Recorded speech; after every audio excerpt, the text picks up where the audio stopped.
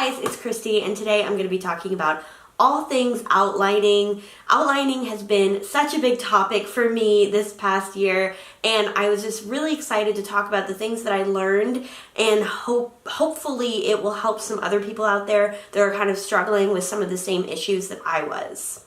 So for this video, I decided that it really didn't make sense to have one video talking about outlining because it's not like one strategy is going to work for everybody.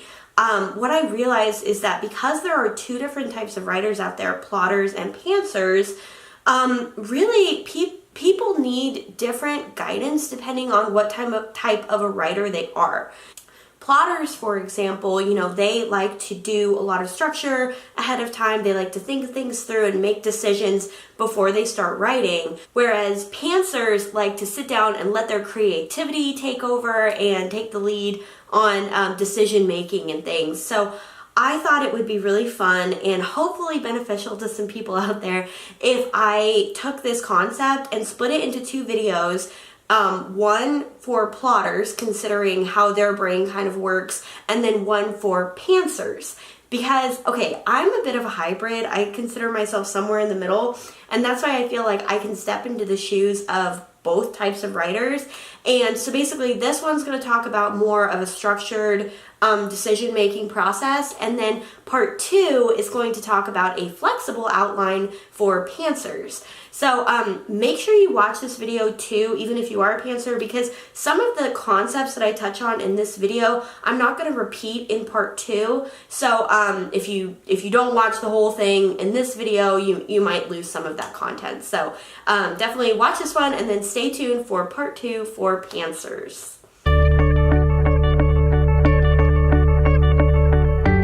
Okay, so I'm going to go back to my rough draft for a second and talk about some of the things that kind of went wrong, because I did have an outline before I started my rough draft. When I was reading my rough draft back and taking notes, I talked in a previous video about sort of the process that I went through of how I made the decisions of what mistakes I made and kind of like what I liked and what I didn't like. Anyway, but I'll link that video down below if you're interested. When I started going through my rough draft and figuring out the things that I didn't like, it really shed some light on my outline process and the mistakes that I made. My rough draft was frankly a mess, but that's okay. Most rough drafts are, and they're totally fixable, so it's fine. But I did learn a lot of lessons along the way, and especially regarding outlining, the things that I didn't have fleshed out that would have been really helpful to me in my rough draft if they were. It would have just kind of gotten me that much further along in the process if I did have those things ahead of time. It has been really helpful to me because I feel like in my future projects now I'll have this information and I'll be able to kind of be further along earlier on. So what I learned was that my outline just wasn't specific enough, and that was really why I was scratching my head reading the rough draft thinking, why isn't this telling the story that I was trying to tell? So when I returned to my outline, I found a few strategies that really have helped me out in my second draft, and here's what I learned. So before you do anything, you need to define what your story is about. So what's the hook? What's the thing that you love about your story? You can also think about it from a marketing perspective. Like if you picked your book up off of the shelf in a bookstore, what would be on the back? What's something that would entice a reader to purchase it and read it?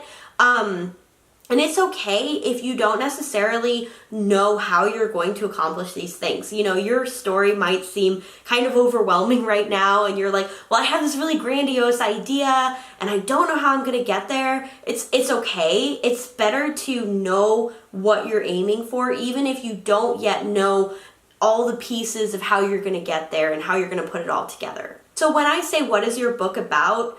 Think about it more like a feeling. What's the feeling, or what's the message, or what is that special thing about the novel that makes you want to write it? Really like hone in on that and write that down. Okay, so the second thing is you want to start working your story into a 3-act structure.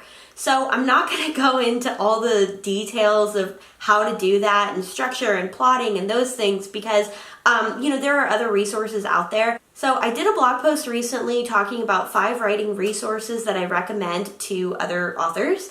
And so if you're interested in that, definitely check it out. There's a book that talks about plot, and it is the book that I have picked up time and time again that has helped me so much. So if you do have some questions about plot and kind of how to, the 3-act structure and how to do those things, definitely check out my blog post. I'm going to link it down below in the description box.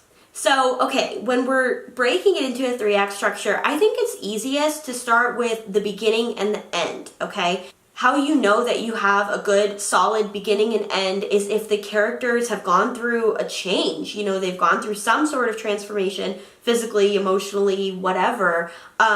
Things have happened along the way, right?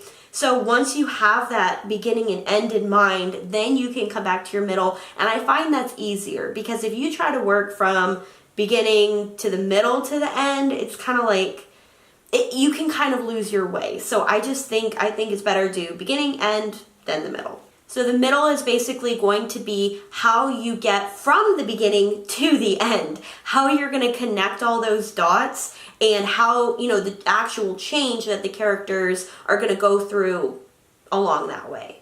So once you've broken your story out into that 3-act structure, it's time to get out your Post-it notes. So I found this part to be really fun. This was really where I let my creativity just sort of take over. So basically you want to take your Post-it notes and either on, some people use like a giant, I know Jenna Maressi, I think is how you pronounce her last name. She had a video on outlining, and what she does is takes a big giant board and posts the Post-its on it. I didn't have one of those, so I took a notebook and I just, I took like several pages. Actually, I think before I put the Post-its on pieces of paper, I just had them on the floor, like on my carpet. So what you want to do is you want to take those major key scenes in your mind and take, some of the pieces from your 3-act structure and put them on Post-it notes. Now, it's okay if you want to take a big concept, not necessarily a scene, but, concept. It could be a chapter or just, whatever. It's okay to be sort of vague in the beginning, but you really, ideally, you want to start being more specific, okay? So if you have, something super vague like he and she fall in love, that's not going to help you during your writing process. So I would recommend taking that, okay, they're going to fall in love. So what makes them fall in love? What are those key scenes in your mind?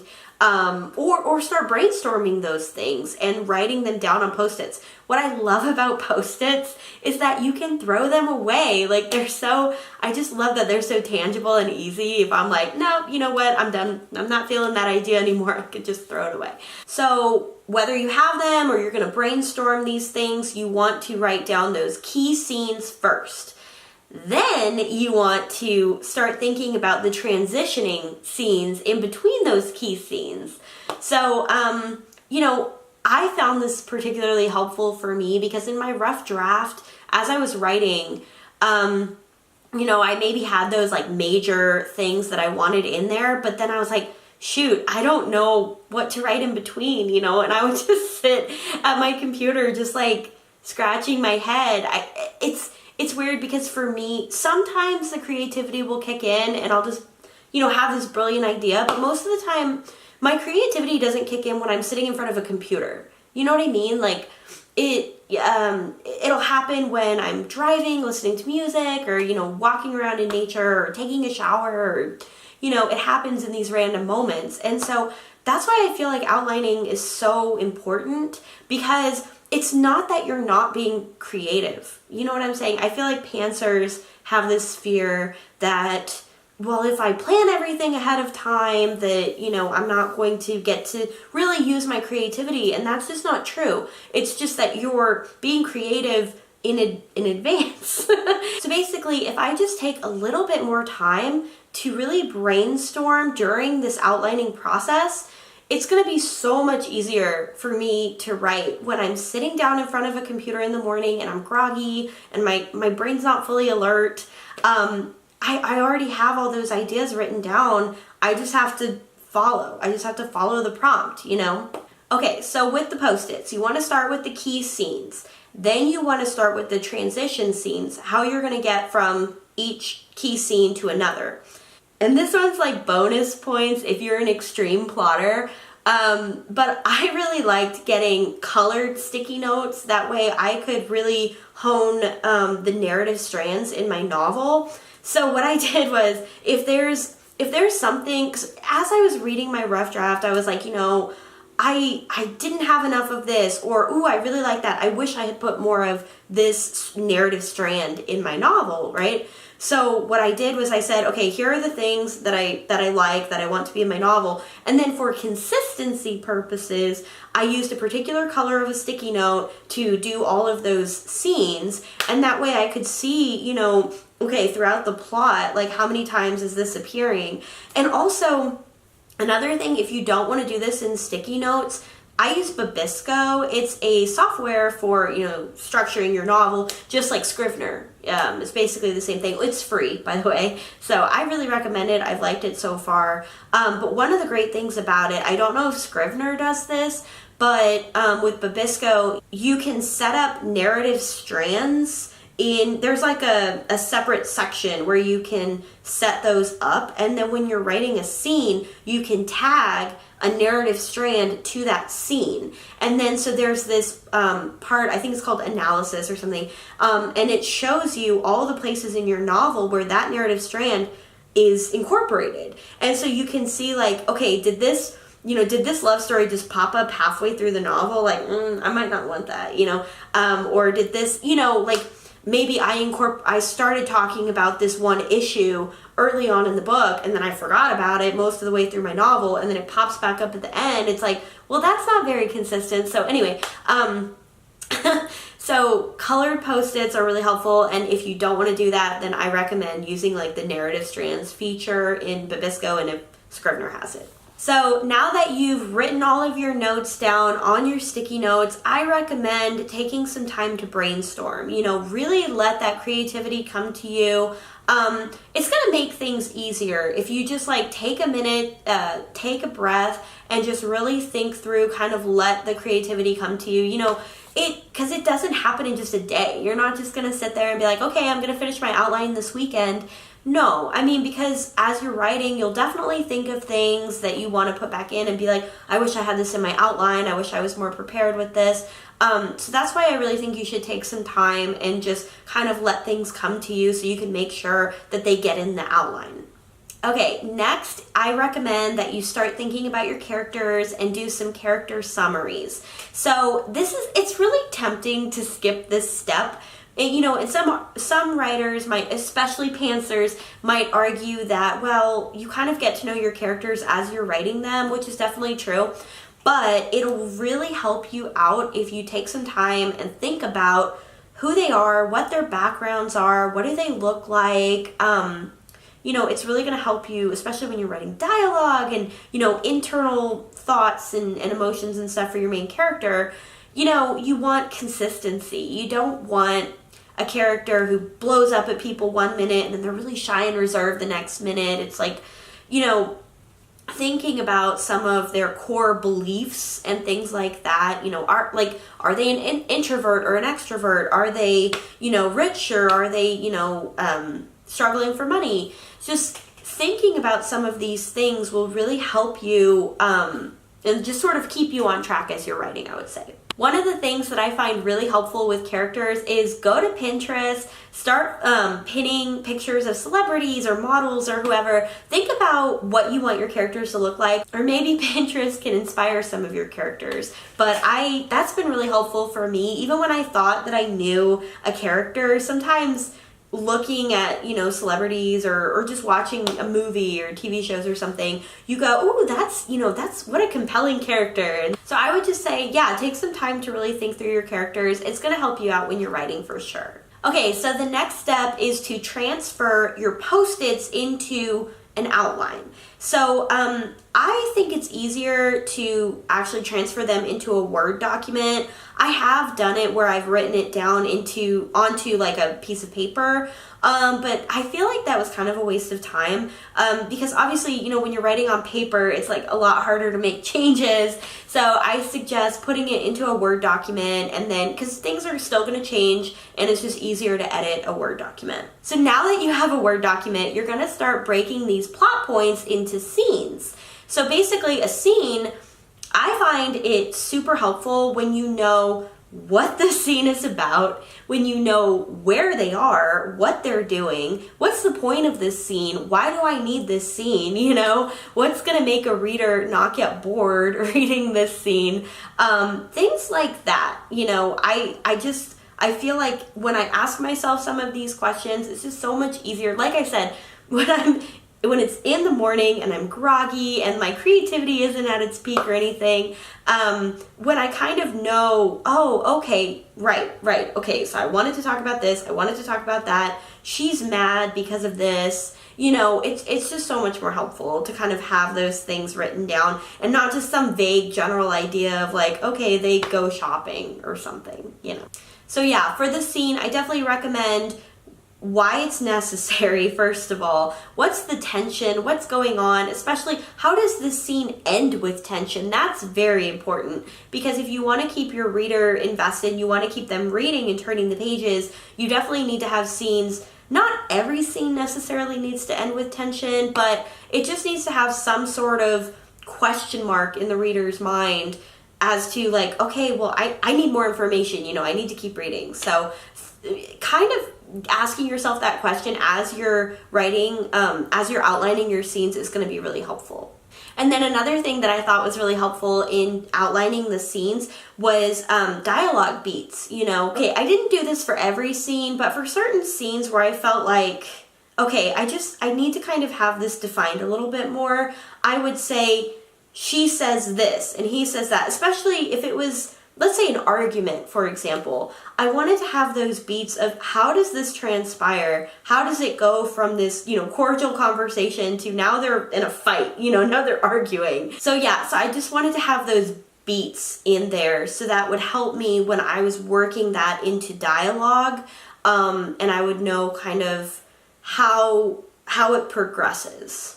Okay, so the next step is to separate the scenes into chapters.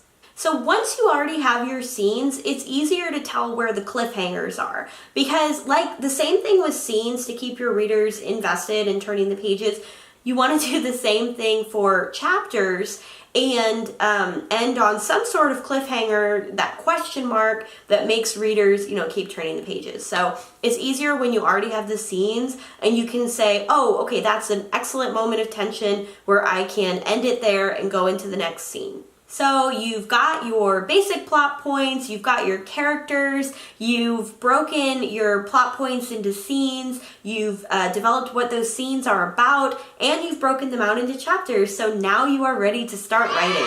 And you're going to have an excellent outline that's going to be very informative for those days when you just don't feel like it, but you know, you really want to push yourself to write anyway.